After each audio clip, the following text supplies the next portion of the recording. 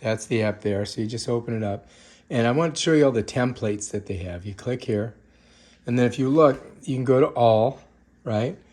And then it just puts everything in there. Like if you wanted to do an address label, a thank you, logo, all kinds of different things that you can use that they have in here.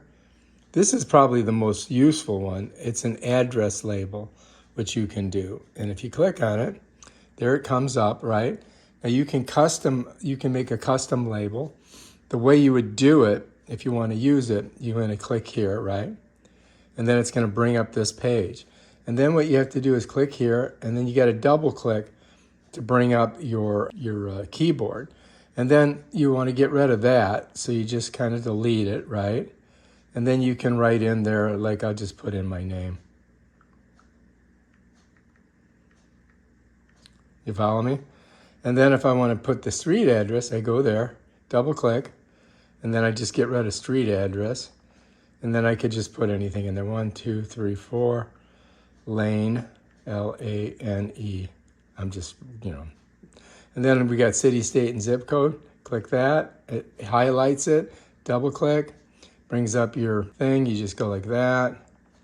And then you can put California, L.A., and then the zip. Whatever it is. And then bam, you're done. Just touch it like that. And then if you like that, you can go down here and you can hit print. All right, so it brings up this page, and now you've got your address and everything in there, and then bam, and it prints it right there. Pull it off. There we go. Check it out. So that's how you do an address.